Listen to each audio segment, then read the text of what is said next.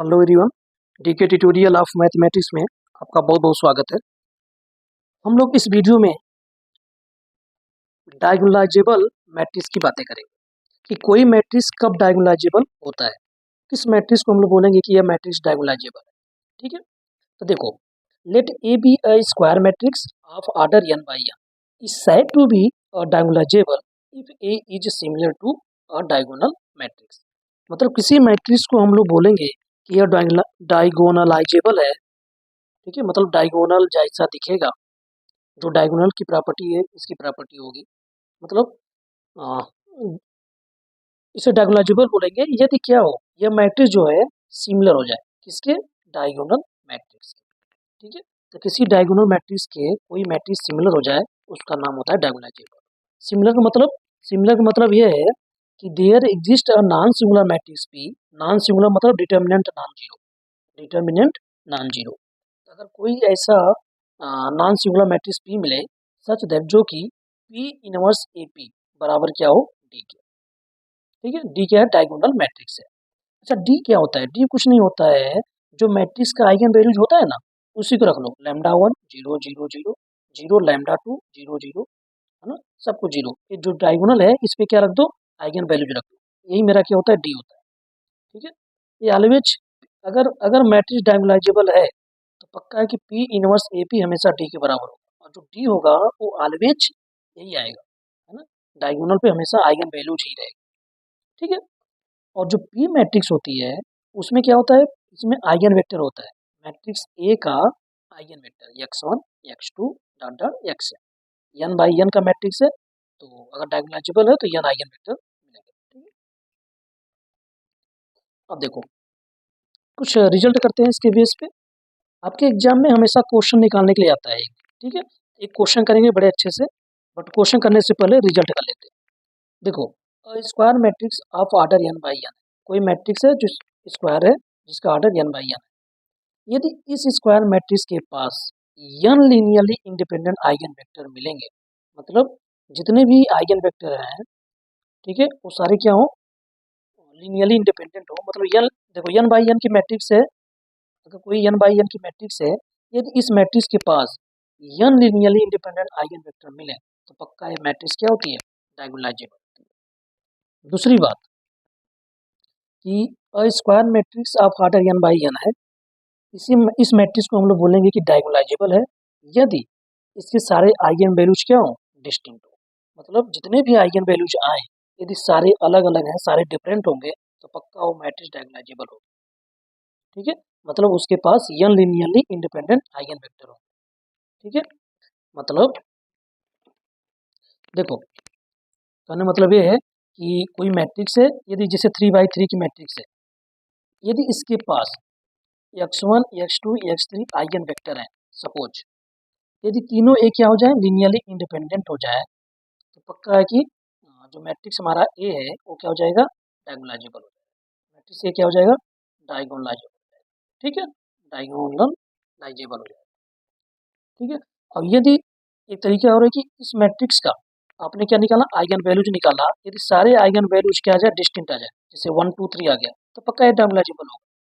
तो डायगोनलाइजेबल होगा इसका मतलब पी इनवर्स ए पी हमेशा किसके बराबर होगा, डी के बराबर होगा।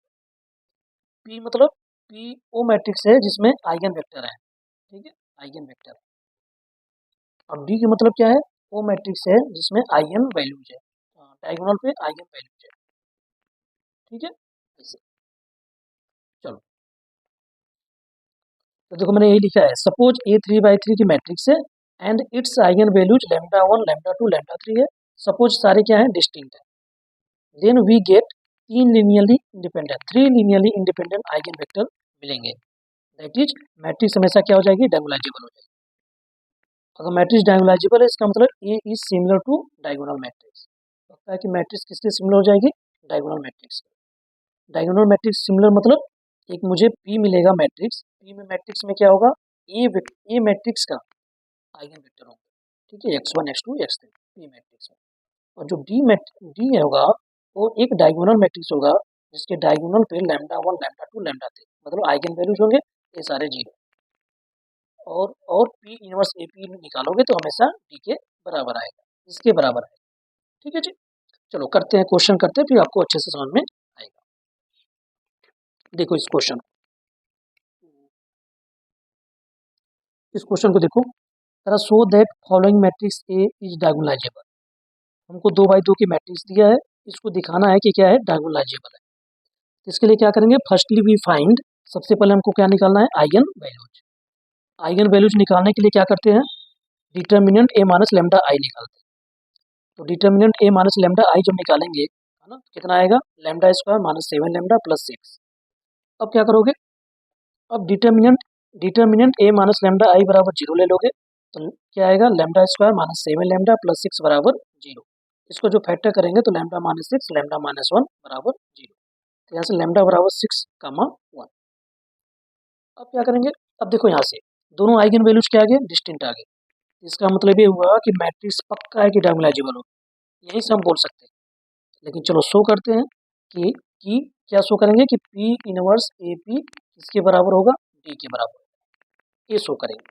अगर ये शो कर देंगे तो पक्का है कि मैट्रिक्स मेरी क्या हो जाएगी, डायगोनलाइजेबल हो जाएगी। बट पता हो चुका है कि मैट्रिक्स मेरी डायगोनलाइजेबल होगी ही होगी। क्यों, क्योंकि हमारा जो आइगन वैल्यूज आया है वो डिस्टिंक्ट आया है। पक्का है कि दो आइगन वैल्यूज हैं, दोनों डिस्टिंक्ट हैं, तो दो लीनियरली इंडिपेंडेंट आइगन वेक्टर मिलेंगे। ठीक है, इसलिए मेरा मैट्रिक्स डायगोनलाइजेबल होगी। तो अगर डायगोनलाइजेबल होगी तो P इनवर्स ए पी हमेशा डी के बराबर होगा। ठीक है, चलो आगे करते हैं। तो now we find eigen vector corresponding eigen values lambda 1 बराबर 6। तो ए एक्स वन बराबर lambda 1 x1 eigen values eigen vector निकालने के लिए। ठीक है, वेयर x1 बराबर x1 x2। तो एक मैट्रिक्स ये है, x1 x1 x2 है, कैपिटल x1 x1 x2 है, लैम्डा 1 कितना है, 6 है। तो इसका गुणा करेंगे तो 4x1 प्लस 2x2 बराबर 6x1, है ना। 6x1 इधर आएगा तो 4x1 में से 6x1 जाएगा, तो ठीक है, ठीक है। देखो इसको हम जब मल्टीप्लाई करेंगे तो 4x1 प्लस 2x2, तो 4x1 प्लस 2x2 बराबर 6x1। अब 6x1 इधर आएगा तो 4x1 में से 6x1 जाएगा तो -2x1 प्लस 2x2 बराबर 0। यहाँ से -2 अगर कॉमन ले लोगे, -2 कॉमन ले लोगे तो x1 माइनस x2 बराबर 0। तो कितना आएगा, x1 माइनस x2 बराबर 0, समीकरण नंबर फर्स्ट। अब इसका मल्टीप्लाई इसमें करोगे तो 3x1 प्लस 3x2 बराबर 6x2। 6x2 इधर जाएगा तो -3x2 बराबर 0। यहाँ से 3 कॉमन ले लोगे तो x1 माइनस x2 बराबर 0। ठीक है, इसको मैंने इक्वेशन नंबर क्या बोल दिया, सेकेंड। तो आप देखोगे इक्वेशन फर्स्ट और सेकेंड दोनों क्या है, सेम है ना। तो पक्का है कि कितने सॉल्यूशन मिलेंगे, इन्फिनिटली मेरी सॉल्यूशन मिलेंगे। तो क्या करो, अपने मर्जी से x1 को कुछ चूज कर लो, जो आपकी मर्जी करे, चाहे 1 2 3 4 कुछ भी आप चूज कर लो। तो x1 को मैंने ले लिया 1, ठीक, x1 बराबर 1। तो x2 क्या मिल जाएगा, 1। बहुत सारे आइगन वैल्यूज मिलेंगे क्योंकि इन्फिनिटली मेरी सॉल्यूशन होगा। ठीक है, तो x1 इक्वल टू 1 ले लिया, x2 बराबर 1। जब भी दो इक्वेशन सॉल्व करना हो, दोनों इक्वेशन अगर सेम हो तो पक्का उसके इन्फिनिटली मेनी सॉल्यूशन नहीं मिलेंगे। ठीक है, दोनों इक्वेशन सेम, एक तरह से देखो दोनों इक्वेशन सेम है, तो सेम मतलब एक ही इक्वेशन है, बट वेरिएबल कितने हैं, दो वेरिएबल हैं, इसके कितने सॉल्यूशन मिलेंगे, इन्फिनिटली मेनी। ठीक है, 3 माइनस 3 0, 4 माइनस 4 0, कितने सॉल्यूशन है इसके, बहुत सारे सॉल्यूशन, 4, 6, 6, 8, 8, बहुत सारे सॉल्यूशन बन रहे हैं। तो 1, 1 भी सॉल्यूशन इसका होगा, है ना। तो x1 बराबर 1 ले लिया तो x2 बराबर भी 1 मिलेगा। तो मुझे आइगन वेक्टर मिल गया x1 बराबर 1, 1 is eigen vector is an eigen vector corresponding lambda 1 बराबर 6। Now find eigen vector corresponding eigen values lambda 2 बराबर 1। देन ax2 बराबर लैम्डा 2 x2, x2 बराबर क्या है, x1 x2। तो एक मैट्रिक्स है 4 2 3 3 x1 x2 बराबर 1 x1 x2। तो इनका मल्टीप्लाई करोगे तो 4x1 प्लस 2x2 बराबर 1x1। इसका मल्टीप्लाई करोगे 3x1। ठीक है, अच्छा ये x1 इधर जाएगा तो 3x1 प्लस 2x2 बराबर 0। इक्वेशन नंबर कितना है, ए थर्ड। ठीक है, दो तो मान चुका हूँ, ए थर्ड। ठीक है, अब इसका जब मल्टीप्लाई करोगे 3x1 प्लस 3x2 बराबर कितना, 1 इंटू x2। x2 इधर जाएगा तो 3x1 प्लस 2x2 बराबर 0, इक्वेशन नंबर 4। अब 3 और 4 को जब सॉल्व करोगे तो x2 बराबर आएगा नहीं नहीं देखो, अब 3 और 4 को देखोगे तो दोनों इक्वेशन क्या है, सेम है, तो इनफाइनाइटली मेनी सॉल्यूशन मिलेंगे। तो हम ले लेते हैं एस टू बराबर -3, कुछ भी चूज कर लो, नो प्रॉब्लम। मैंने -3 इसलिए चूज किया ताकि ये 3 वाला कट जाए, बटे में नहीं आए, ठीक है। यहाँ पर अगर -3 रखूंगा ना तो ये 3 से 3 उधर जाएगा तो 3 से 3 कट जाएगा, तो बटे में नहीं आएगा। तो मैंने एस टू चूज कर लिया -3, बट आपकी मर्जी, एस टू को 1 ले लो, 2 ले लो, -1 ले लो, -2 ले लो, कुछ भी ले लो, नो प्रॉब्लम। तो एक्स टू को मैंने -3 ले लिया, तो एक्स वन बराबर कितना आ गया, +2। हेंस एक्स टू बराबर 2 - 3 is a eigen vector corresponding to lambda two बराबर 1। नाउ अब देखो, अब आपको क्या करना है, आपने आइगन वेक्टर निकाल लिया। अब इसको एक मैट्रिक्स में रख दो, एक मैट्रिक्स मान लो P, इसमें क्या रखो, आइगन वेक्टर रखो x1 x2। मैंने बोला था ना P, हमको पता है कि जो आइगन वैल्यूज है वो डिस्टिंक्ट है, तो पक्का है मैट्रिक्स डायगोनालाइजेबल होगा ही होगा। अब उसको दिखाना है तो क्या करेंगे, एक मैट्रिक्स P ले लेंगे जिसमें क्या रखेंगे, आइगन वेक्टर रखेंगे x1 x2। आइगन वेक्टर पहला क्या था, 1 1 था, दूसरा क्या था, 2 -3 था। देन अच्छा, 2 बाई 2 का मैट्रिक्स है तो P इनवर्स निकालना बड़ा आसान है। तो इसका इनवर्स मैट्रिक्स अगर निकालेंगे तो क्या, तो अगर ए बी सी डी हो, कोई मैट्रिक्स हो, ठीक है, इसका अगर इनवर्स निकालना है तो क्या करेंगे, 1 डिटर्मिनेंट ऑफ ए। ओके, अब क्या करोगे, इसको चेंज कर दो, डी यहाँ लिख दो, यहाँ ए लिख दो, और इसके साथ माइनस लगा दो, माइनस, ठीक है। इनको चेंज कर दिया करो, अब इसके साथ माइनस लगा दोगे, पक्का यही क्या बन जाएगा, इनवर्स बन जाएगा, ठीक है। तो मैंने यही किया है, यहाँ matrix A B C D थी, मैंने इनको पहले क्या किया, चेंज कर दिया, -3 यहाँ ला दिया, 1 इधर ला दिया, और इनके साथ क्या लगा दिया, माइनस लगा दिया, और 1 डिटर्मिनेंट, इसका डिटर्मिनेंट कितना आएगा, -5, तो -1/-5, -3 -2 -1 1, यही क्या है, पी इनवर्स है। इसका इनवर्स निकालोगे तो यही है, ठीक है। हेंस क्लियरली जब पी इनवर्स ए पी करेंगे, मतलब पी इनवर्स यहाँ रखा और मैट्रिक्स ए रखा और पी रखा मैट्रिक्स, ठीक है, ए मैट्रिक्स पी, तो पी इनवर्स ए पी जब करेंगे तो इनको मल्टीप्लाई जब करेंगे ना तो क्या आएगा, 6 0 0 1। ये क्या है, आइगन वैल्यूज है λ1, ये क्या है, आइगन वैल्यूज है λ2, ठीक है। आप सिंपली लिख दिया करो, आपको पता चल चुका है कि मैट्रिक्स डायगोनालाइजेबल है। तो पी इनवर्स ए पी अगर इनका गुणा करेंगे, पक्का है कि यहाँ λ1 λ2 0 0 आएगा, है ना, एक्चुअली ऐसे आएगा, λ1 है 0, λ2 है, ठीक है। अब यही किसके बराबर होता है, डी के, तो मैंने यहाँ लिख दिया कि किसके बराबर है, डी के।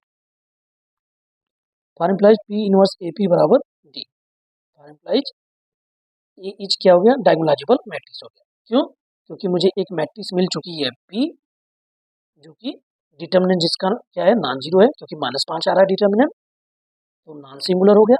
तो एक मैट्रिक्स मिला जो कि नॉन सिंगुलर है, और पी इनवर्स ए पी निकालने पे मुझे डायगोनल मैट्रिक्स के बराबर आ रहा है। जो डायगोनल मैट्रिक्स है यहाँ पे λ1 λ2 वाला ही है, तो पक्का है कि ये सिमिलर हो जाएगा किसके, डी के, मतलब डी क्या है, डायगोनल है, इसका मतलब ए इज डायगोनलाइजेबल मैट्रिक्स हो जाएगा, ठीक है। तो ये प्रूव करने के लिए ऐसे ही करेंगे। चलो एक क्वेश्चन और करते हैं 3 बाई 3 का। ओके, देखो एक क्वेश्चन और कर रहे हैं 3 बाई 3 का, so that the following matrix are diagonalizable. तो मैट्रिक्स ए बराबर दिया हुआ है, तो आप क्या करोगे, वी फाइंड आइगन वैल्यूज। तो आइगन वैल्यूज निकालने का तरीका क्या है, determinants A minus lambda I, ठीक है। तो ए माइनस लेमडा आई मतलब आई आइडेंटिटी मैट्रिक्स है, तो क्या किया करो, डायगोनल जो एलिमेंट है ना, ये डायगोनल एलिमेंट, उन्हीं में minus lambda minus lambda minus lambda कर दिया करो। तो इसमें 1 minus lambda, 2 minus lambda, 3 minus lambda. अब डिटर्मिनेंट इसका निकालोगे तो क्या आएगा, 1 माइनस लेमडा, है ना, 1 माइनस लेमडा, तो ये गया, इसका गुणा इसमें, इसका गुणा इसमें, ये हुआ। अब जीरो, जीरो लगे तो जीरो हो जाएगा। अब इसको ले लो -1, तो ये गया, इसका गुणा इसमें, 2 1 जा 2, बीच में माइनस, इसका गुणा इसमें। अब इनको सॉल्व करो, है ना, इनका मल्टीप्लाई करके -2 करोगे तो ये आएगा, और दो दूना इसको जब सॉल्व करोगे तो 2 लेमडा -2 आएगा, ठीक है। 1 माइनस लेमडा, अब देखो इसका फैक्टर किया तो λ-4 λ-1, और 2 कॉमन ले लिया तो λ-1। अब λ-1 इसमें भी है, इसमें भी है, तो मैंने कॉमन ले लिया, तो इसमें क्या बचा, 1 माइनस लेमडा λ-4, ठीक है, यहाँ बचा। अब यहाँ पे -2 बचा। अब इनको मल्टीप्लाई करा दिया तो क्या बचा, λ-4 minus lambda square plus 4 lambda, आगे माइनस 2 है, तो इनको जब सॉल्व किया तो minus lambda square plus 5 lambda minus 6, minus मैंने कॉमन ले लिया तो ये लेमडा स्क्वायर, ये प्लस में है तो माइनस, माइनस में है तो प्लस, क्योंकि माइनस कॉमन ले लिया। ठीक है, तो डिटर्मिनेंट ए माइनस लेमडा आई बराबर आ गया माइनस लेमडा माइनस 1 लेमडा। अब इसका फटा करोगे तो लेमडा माइनस 2 लेमडा माइनस 3। ठीक है, लेमडा माइनस 2, ये लेमडा माइनस 3, ये लेमडा माइनस 2, लेमडा माइनस 3, ये क्या है लेमडा माइनस 1, आगे माइनस। ठीक है, अब देखो क्या करेंगे, डिटर्मिनेंट ये जो ए माइनस लेमडा आई आया है इसको हम किसके बराबर ले लेंगे, 0। ठीक है, तो देखो देखो नाउ डिटर्मिनेंट ए माइनस लेमडा आई बराबर 0, तो यहाँ से minus lambda minus 1 lambda minus 2 lambda minus 3 बराबर 0, तो यहाँ से लेमडा बराबर 1 2 3। ठीक है, अब क्या करेंगे, now find eigen vector corresponding eigen values lambda 1 बराबर 1, 1 और 2 3 के करस्पॉन्डिंग हम लोग क्या निकालेंगे, आइगन वेक्टर निकालेंगे। अब देखो यहाँ पे जो आइगन वैल्यूज है सारे डिस्टिंक्ट है, तो पक्का है कि मैट्रिक्स डायगोनालाइजेबल हो जाएगा। अच्छा, अगर आइगन वैल्यूज रिपीट कर जाए तो ये मत कहना कि डायगोनालाइजेबल नहीं होगा, तब पर भी डायगोनालाइजेबल हो सकता है। ठीक है, बट उसकी बाद में बात करेंगे। बट अभी हम कर रहे हैं कि जब मैट्रिक्स के सारे आइगन वैल्यूज क्या हैं, डिस्टिंक्ट है। ठीक है, और आपके एग्जाम में डिस्टिंक्ट वाला ही आ जाता है। ठीक है, तो आप इसको प्रैक्टिस कर लेना। मैं ये क्वेश्चन किया हूँ 2x2 का, एक क्वेश्चन कर रहा हूँ 3x3 का। ठीक है, आप इन दोनों क्वेश्चन को खूब अच्छे से प्रैक्टिस कर लेना। ठीक है, चलो 1 2 3 डिस्टिंक्ट सारे आइगन वैल्यूज हैं, तो 1 के करस्पॉन्डिंग आइगन वेक्टर, 2 के करस्पॉन्डिंग आइगन वेक्टर, 3 के करस्पॉन्डिंग आइगन वेक्टर निकालेंगे। अब तीनों आइगन वेक्टर को हम लोग किसी एक मैट्रिक्स P में रखेंगे, है ना, और तो P इनवर्स AP करने पे हमेशा D के बराबर आएगा, और जो D होगी वो एक डायगोनल मैट्रिक्स होगी जिसमें आइगन डायगोनल पे आइगन वैल्यू जाएंगे लेमडा 1 लेमडा 2 लेमडा 3। ठीक है, ऐसे प्रोसेस करेंगे। तो now we find eigen vector corresponding eigen values lambda 1 बराबर 1, तो ए x1 बराबर लेमडा 1 x1, x1 क्या है x1 x2 x3। तो यहाँ से देखो मैट्रिक्स ये रखा लेमडा 1 x1 दिस बराबर लेमडा 1 की वैल्यू 1 x1 x2 x3। अब इनको जब सॉल्व करोगे, है ना, इनको मल्टीप्लाई करना। ओके, तो समीकरण 1 2 3 बनेगा। तो फ्रॉम 2 और 3 से देखोगे तो दोनों वेक्टर क्या है, सेम है, दोनों वेक्टर क्या है, सेम है। और फ्रॉम फर्स्ट से देखोगे तो 0 0 या माइनस x3, तो x3 बराबर कितना आ जाएगा, 0। तो फ्रॉम फर्स्ट से x3 बराबर 0। ठीक है, तो x3 बराबर 0 इसमें डाल दो, x3 बराबर 0 इसमें डाल दो, तो 2 और थर्ड से क्या आ जाएगा, फ्रॉम 2 एंड थर्ड से x1 प्लस x2 बराबर 0 आ जाएगा, है ना।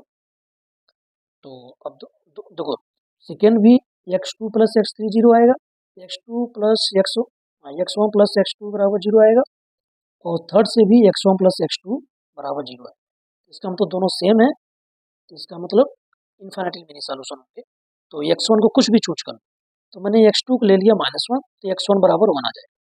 किसी एक को कुछ भी चूज कर लो। ठीक है, तो वही आइगन वेक्टर बन जाएगा। तो यहाँ से आइगन वेक्टर क्या बन गया, x1 1 x2 -1 x3 0। तो एक मेरा आइगन वेक्टर बन गया, और सारे भी आइगन वेक्टर आएंगे, इन्फिनिटी में नहीं आएंगे बोल। ठीक है, क्योंकि यहाँ पे सॉल्यूशन कितने हैं, इन्फिनिटी में नहीं है, तो आइगन वेक्टर कितने आएंगे, इन्फिनिटी में नहीं आएंगे।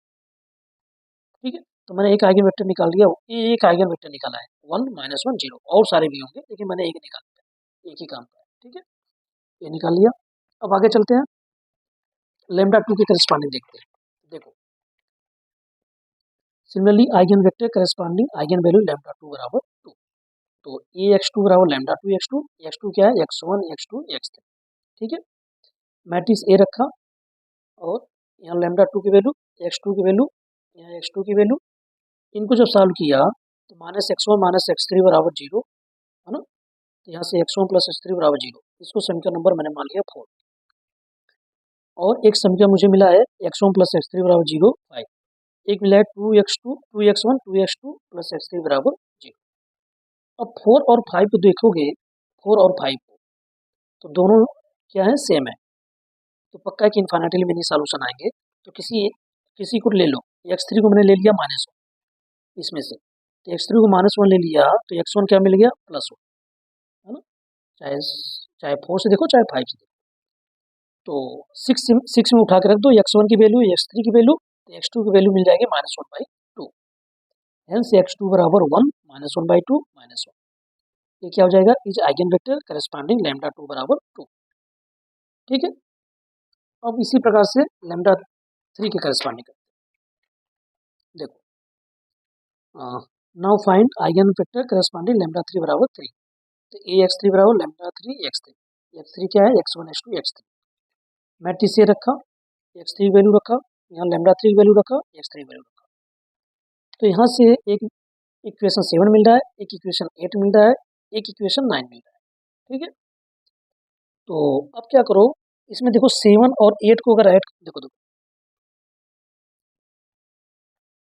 यहाँ से 7 8 9 इक्वेशन मिल रहा है। ठीक है, इस 7 और 8 को अगर ऐड करोगे तो क्या होगा, एक्स थ्री कट जाएगा, तो कितना आएगा, -2x1 प्लस x1, तो कितना हो जाएगा, -x1 और -x2। तो मैंने क्या किया है, 7 और 8 को ऐड किया है, तो -x1 -x2 बराबर 0, x1 प्लस x2 बराबर 0।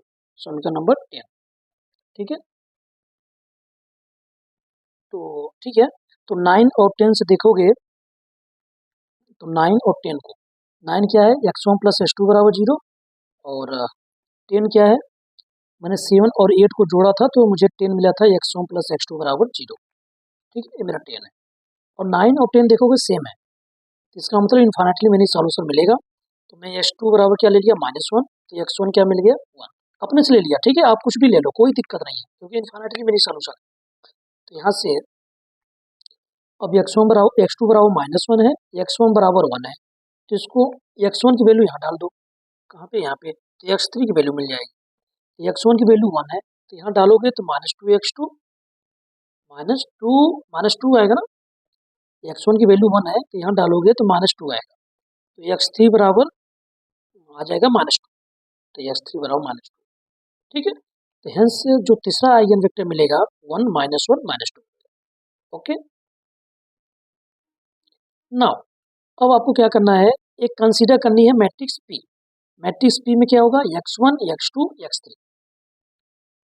तो P बराबर क्या आ जाएगा, 1 -1 0, 1 -1/2 -1, और 1 -1 -2। ये तीसरा आइगन वेक्टर है, ये दूसरा आइगन वेक्टर है, ये पहला आइगन वेक्टर है। ठीक है, जो भी मैंने निकाला है। अब अच्छा, अगर हम देखें कि क्या ये आइगन वेक्टर लीनियरली इंडिपेंडेंट हैं, अगर आपको देखना हो कि ये लीनियरली इंडिपेंडेंट है, मतलब ये जो मैट्रिक्स P है नॉन सिंगुलर है ना, तो देखो ये आइगन, हमको देखना है कि ये आइगन वेक्टर लीनियरली इंडिपेंडेंट है, तो इसके लिए क्या करूंगा, इस मैट्रिक्स की डिटर्मिनेंट निकालूंगा। अगर इस मैट्रिक्स की डिटर्मिनेंट 0 के बराबर नहीं है, तो इसका मतलब ये तीनों जो वेक्टर है ना, ये कॉलम वेक्टर तीनों, ये पक्का है कि इंडिपेंडेंट है, एक दूसरे पे डिपेंड नहीं कर रहे हैं, तभी डिटर्मिनेंट 0 के बराबर नहीं है। अगर ये दूसरे के डिपेंड होते तो पक्का डिटर्मिनेंट हमेशा 0 के बराबर लेके जाता।